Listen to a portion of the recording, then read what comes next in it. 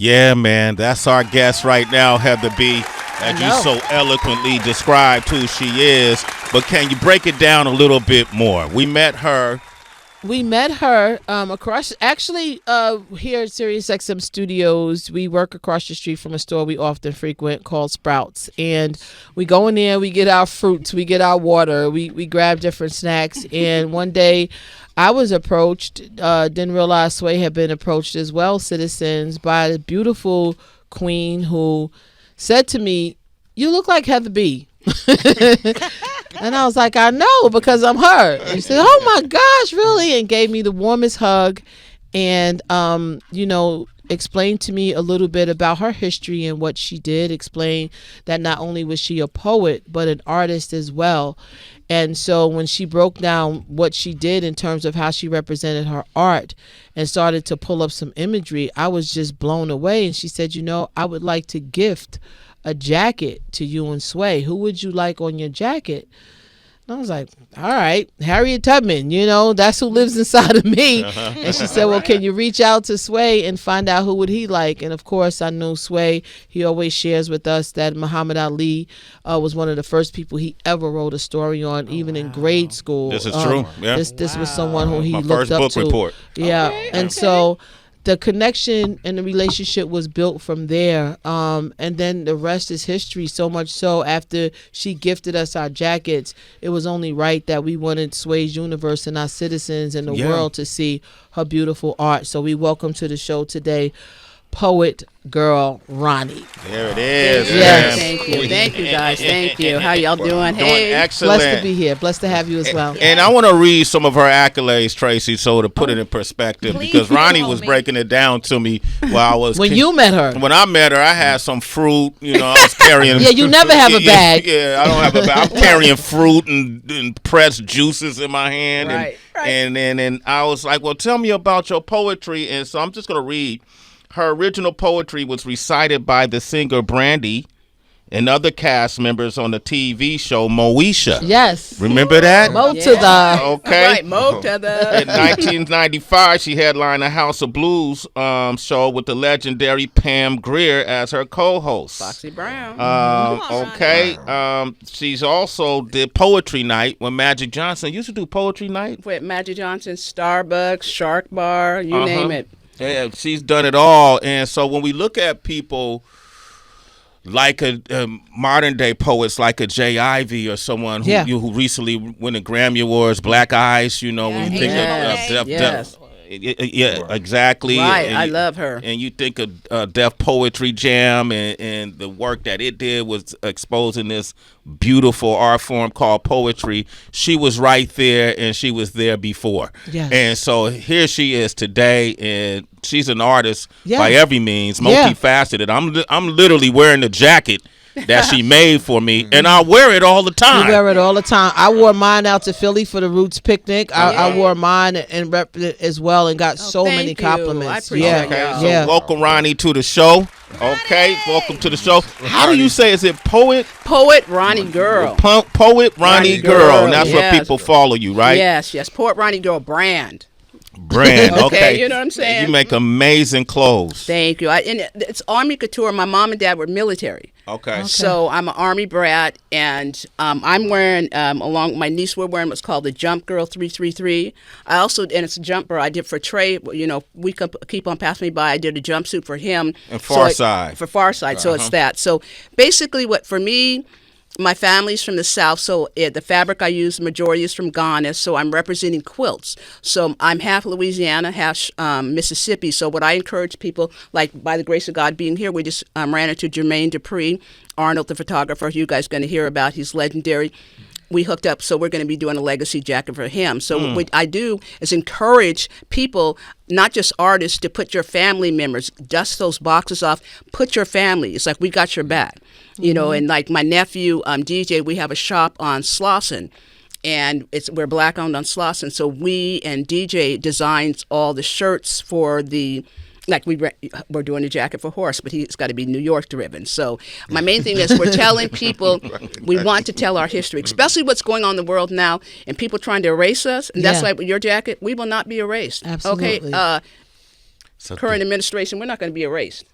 I didn't even look at it like that. Oh, no. We will not be erased. I'm old school. We're walking around with that I was history born on in our Mississippi in back. 1961, so you know I don't play that, right? Right. Yeah. Auntie don't play. Right. Just like quilts, a lot of messaging was put into quilts, and that's how we were reading ways to navigate through quilts. Interesting enough that you put it in that perspective. We shall not be erased. We won't. We're gonna preserve our heritage and teach it into the future. And this is what makes Arnold Turner so important as one of the most legendary photographers, documentarians that I know.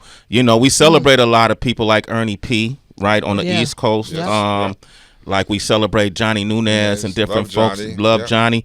Ronnie Wright from back in the day, I was going to say. Ronnie, of course, Ronnie's a dear That's friend. my boy. Yes, love friend. Ronnie Wright. Ronnie Wright, incredible. Well, here we got Arnold Schutz. We got Arnold T., who on the West Coast, when we in King Tech first came down from the Bay to L.A., that man was right there. Exactly. We were doing so many concerts and so many events and projects, and it's amazing that we are sitting here talking about the era that we lived in that was iconic, right? And we are still here. The 90s was iconic. In L.A., the 90s was like Arnold everything. did everybody. Arnold did my shoot with the original Fly Girls, Josie and those guys for Happy Nappy, 30 years ago. Yeah. With Big Les. I mean, Arnold's done everybody. Big Les went on to host at BET, right? Absolutely. Wow. Arnold did early Aaliyah. You got some of the most beautiful pictures of Aaliyah ever captured. Everybody. I love working with Aaliyah. Aaliyah was phenomenal to work with. She was just so brilliant, so lively, so much fun.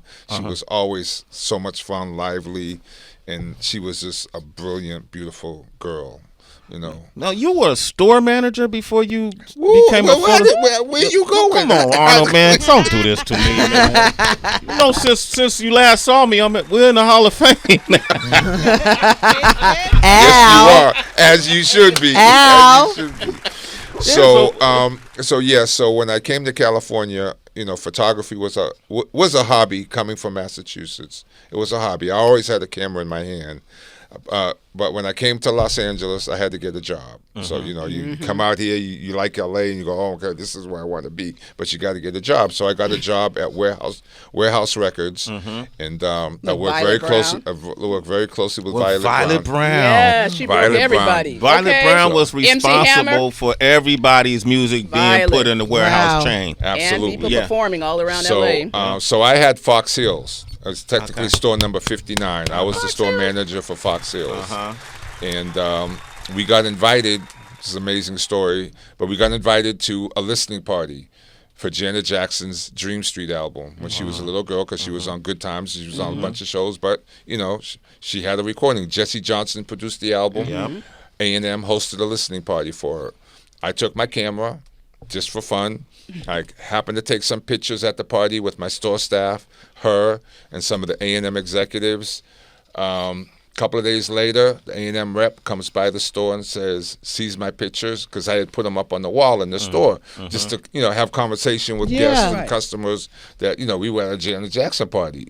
So that was a big deal. You were stunned. Yeah, right. So that's us. So make a long story longer. The A&M rep said, oh my God, can we use these pictures? I need to take them back to publicity, because we had a photographer at the party, and his pictures didn't come out. Something happened with his camera. So these are the only pictures that we have from the party.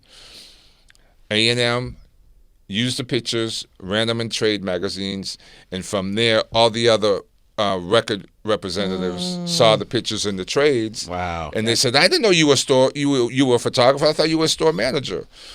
So now you know the rest of the story. Exactly. All the record promoters, all the cats that we know, put me on, gave me job opportunities to go around with their artists around LA, the different radio stations, KACE back in the day, K-Day, the Beat. The Beat. Yep, right. But even before the Beat, there was, KGLH, and it was always a customary for an artist to come, when they came into LA, to do a radio tour. Yeah. And it was always customary and important to do photos with, the Morning Jock, the program director, the music director of the radio station, and sometimes the artists would come in afternoon drive, and so we would do photos, with that jock that was on the air. So it was customary, so legendary. So we did this for years.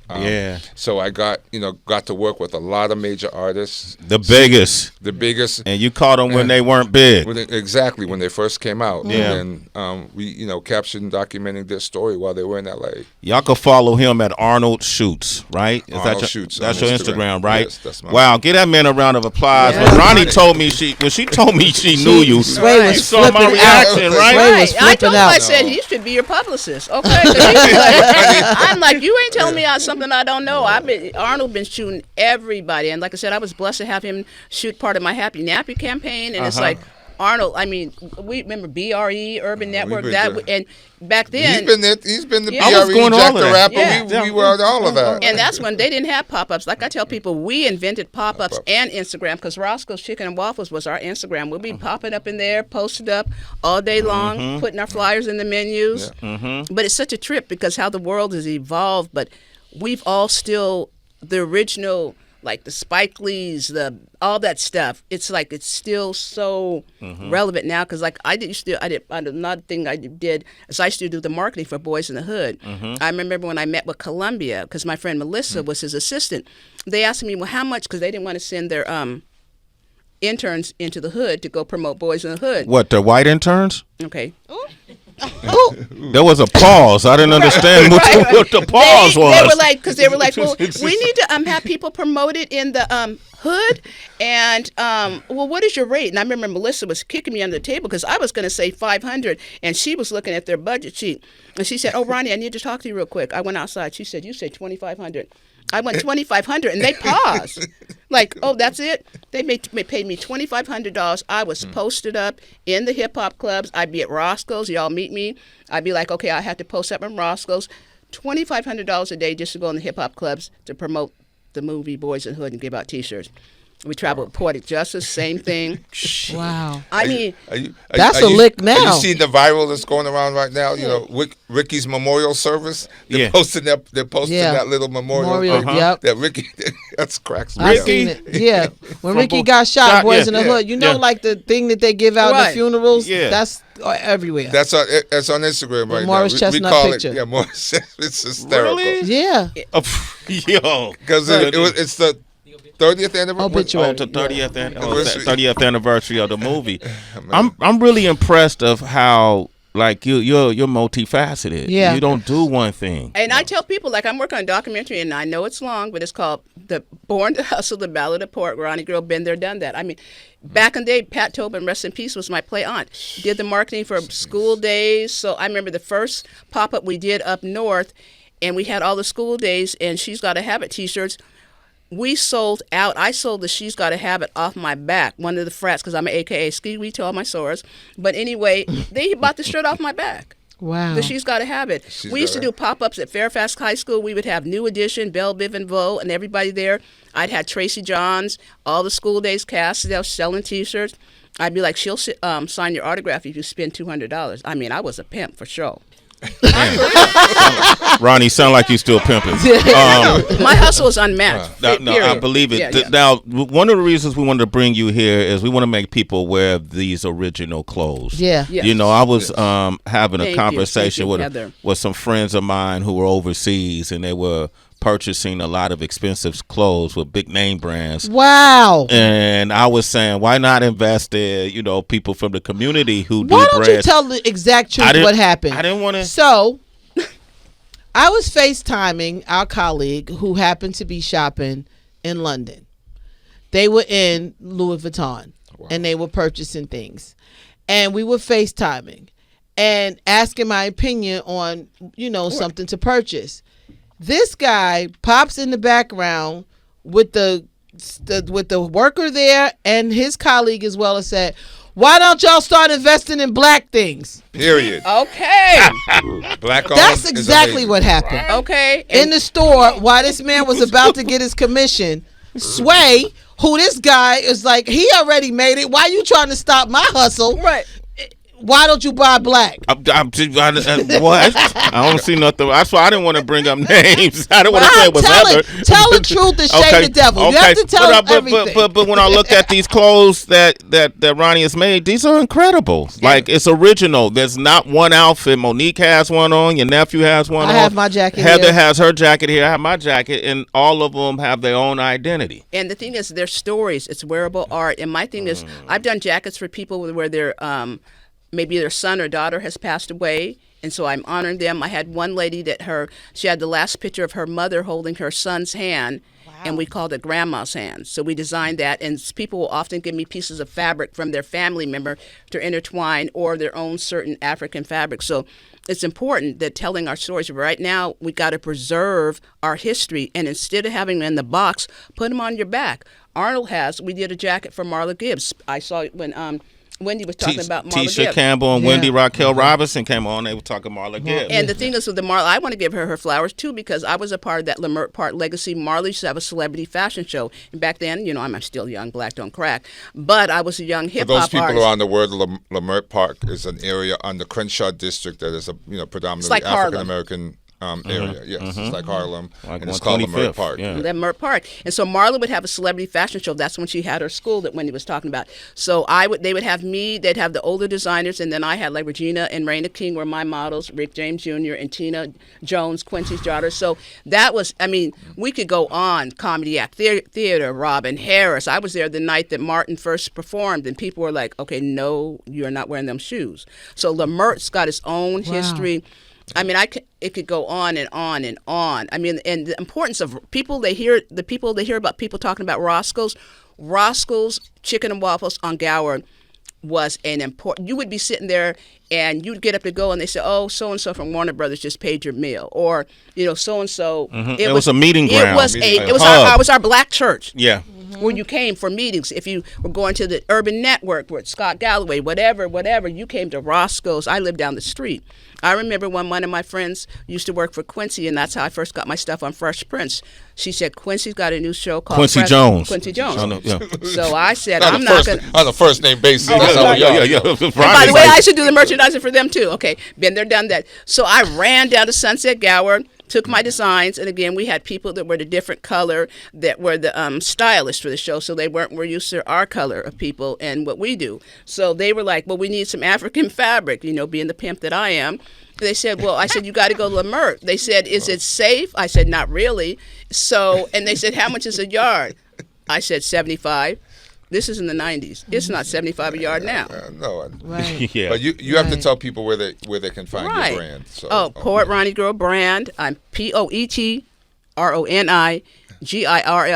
Brand, Brand, and be on the lookout for the relaunch of Happy to Be Nappy or Happy Nappy Wear. I just ran across somebody bootlegging it, and I had to shut them down, so trust, it's going to be on. Okay, I want to give out that platform. Citizens, listen, if you want some original garb, and she makes it based on your inspiration. Yes. Go to her platforms. Once again, it's... I made it with my black hands. That's right. Poetronigirl Brand, all one word. Say it all one word. Say it. Poetronigirl Brand. And Tracy, really quickly, she has a gift for you, Tracy. What's this whole jacket? Nephew, come on in. Nephew, get on camera. Get on camera over there. Are you ready for this? You have your eyes closed? Open your eyes. This is the person that makes the magic. And we have my niece over there. Monique, get in the camera. Show him the back of your jacket. She looks amazing, Monique. He is wearing Nipsey, because Crenshaw. Let's move those chairs, Arnold. Maybe you can take pictures too, Arnold. You want to take pictures of those? Yeah. So we have a business called Custom Global Prints on Slauson. But Tracy, you ready for it, girl? I'm ready. You ready, Tracy? Can you see it, Girl, Tracy? are you ready? Yeah. You ain't ready. Tracy ain't Stop ready. playing. Miss Ronnie, Okay. I'm ready. Hit me with it. Woo!